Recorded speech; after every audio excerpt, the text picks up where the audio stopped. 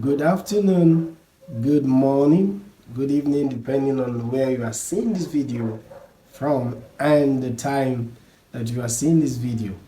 I am delighted and super excited to come your way once again. My name is Pastor Shabak Abraham. I'm here today to leave something with you that is going to make you feel lifted, that is going to make you lighter, and it's going to leave you in the correct state of mind. But before then, I want you to like this video. Not only like, make sure you comment. It could be a question, it could be an input just to complement what we are doing, and also share this video. Share it. Somebody needs to hear it. Somebody needs to hear. Somebody needs to hear. You need to share this video. Thank you so much. Thank you. Now you're welcome. Just in a moment, I want you to give me your attention just for a moment. You want to hear what I have to say? Then come close. It's a gist that you wouldn't want to miss out from. Now, have you imagined the reason why people can offend others, can hurt others, can make others not feel good, and they are comfortable with it? Have you wondered? Have you imagined the reason why people behave in such a manner? That you know what you've done is wrong, but admitting to the fact, to the reality that what I've done, I've messed up, what I've done something that is not good, I've goofed. But even at that, such kind of people are difficult to own up or to take responsibility for their acts. Now, this is one of the factors. I want to speak to men, and I want to speak to women, I want to speak to whoever wishes to hear what I'm saying.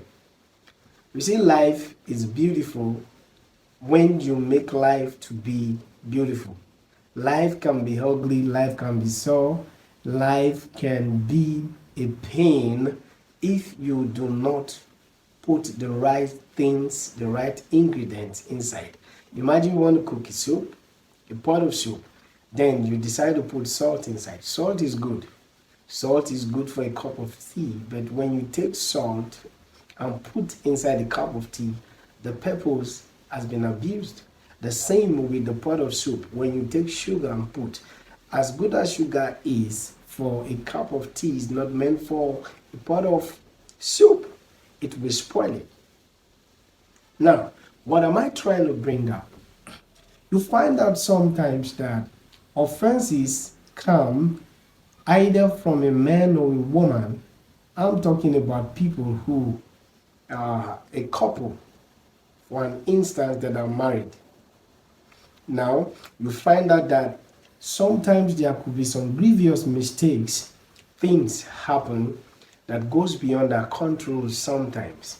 And some of those things happen out of our own carelessness by not listening, due to the fact that you don't listen to your spouse. There may be signals and warnings around those areas so that you take precaution to be cautious of the impending danger you may not foresee.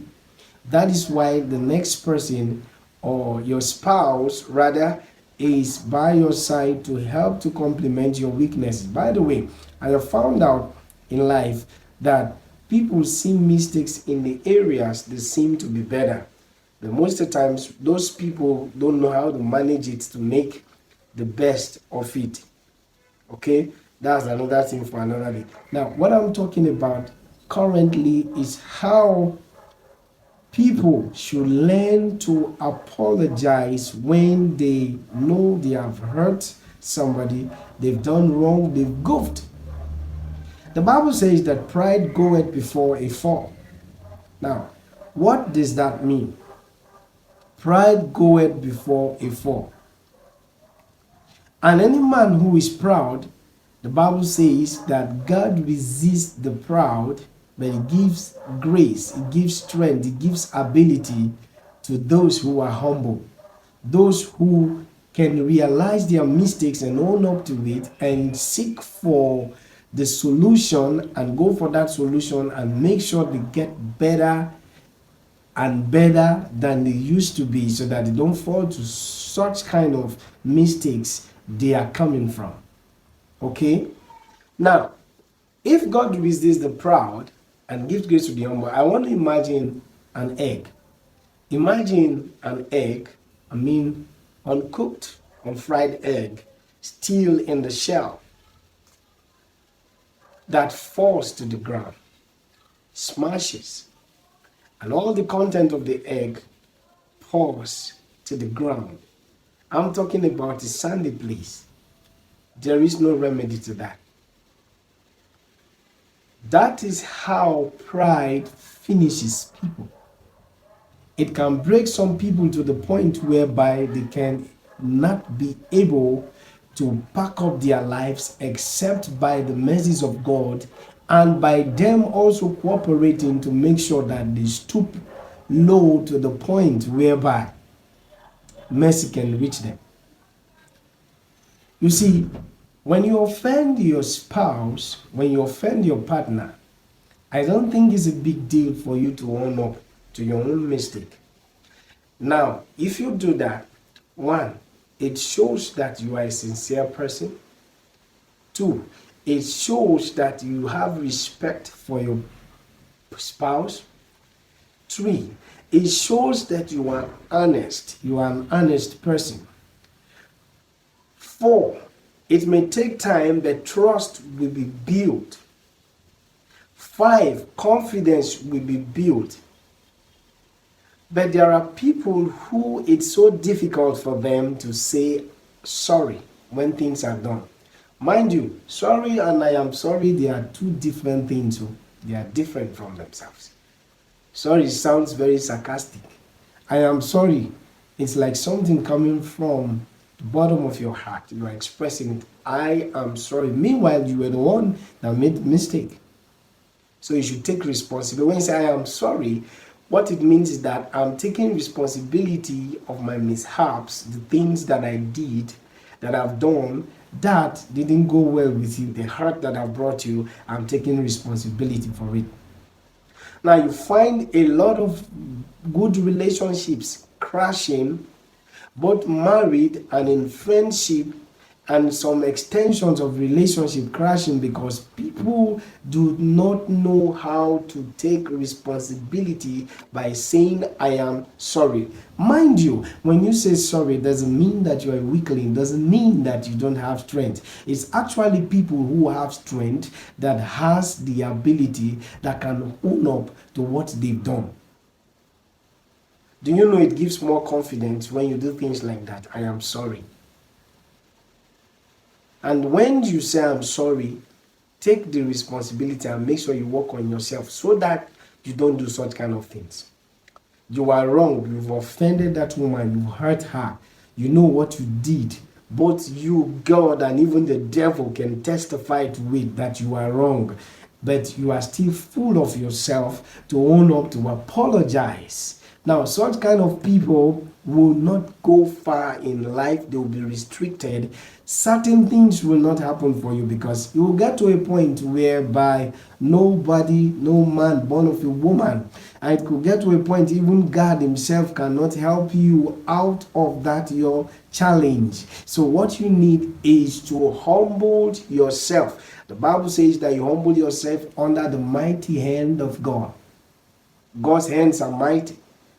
And that might is to help you make progress. That might is to help you make certain decisions that will help you to advance in life. So if you fail to submit yourself, if you fail to yield yourself, then you may be opening a pathway that can bring a lot of challenges in your life that you cannot handle. Please, I want to encourage you. As a man in that your family, sometimes you can hurt your children. Sometimes you will make mistakes. It's not a big deal to say I am sorry. That makes you to be more honorable. It makes you to be more respected. It makes you to be seen as somebody that has integrity. People who don't apologize can shut so many doors against themselves. Yeah, the wrong has been done. Accept it. Don't swallow it. Even if it's your wife, she's not your servant, she's not your slave, but you are partners. Then you offend her and she shows you that what you've done, I don't like it. Please be humble enough to calm down, to apologize. Apology brings healing. Apology brings strength. Apology fosters unity among family members, among spouses, among friends, among a community, even in a community. Apology can foster the bond. Don't be too big to say, I am sorry, when you know you are wrong. That is why some homes are crumbling. That is why certain friendships are no more. And those people that you left or that left you were actually meant to open certain opportunities, privileges, certain platforms for you in life. But you looked at them and disdained them because they were not looking at like it. And when you did little things, you just flared up and said, you are not feeding me, you're not doing this for me, so therefore I don't need you in my life. And you can say of a truth, while these people were around, their roles in your life were second to none. They played their part in your life. Their roles in your life were so unique that it spoke a lot of volumes were on it while they were around you. Please, if you need to go and settle those things, there are people you need to apologize. You may need to apologize to your children. Yes, why do I apologize to my children? Yes, you are wrong. You are wrong. When you are wrong, by doing that, you even teach them how to live life and to live well. Your wife, your husband, maybe your mother, your father, your siblings, your friends that you hurt, you did things to them, you said things about them that were not true, you spoke to them rudely, you were arrogant, you need to go and mend those things. Sorry does not tear your cloth. It does not take away your dignity, but rather adds to your integrity. Please, I want to encourage you. If you want to live life well, you must learn to say, I am sorry when you are wrong and you've discovered it. Or maybe the person to whom you did that thing has said it to you by countenance or something. You noticed there was a gesture that was speaking towards that direction. Please be quick to apologize if you know you want to go far in life.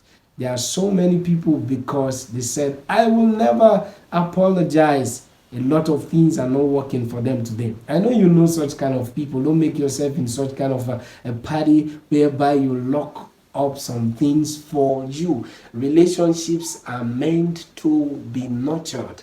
Nurture your own. When you find one good man, make sure you nurture that relationship. All right. Thank you so much. I know you love this. Share this video. Share it. And I will bring another thing for you.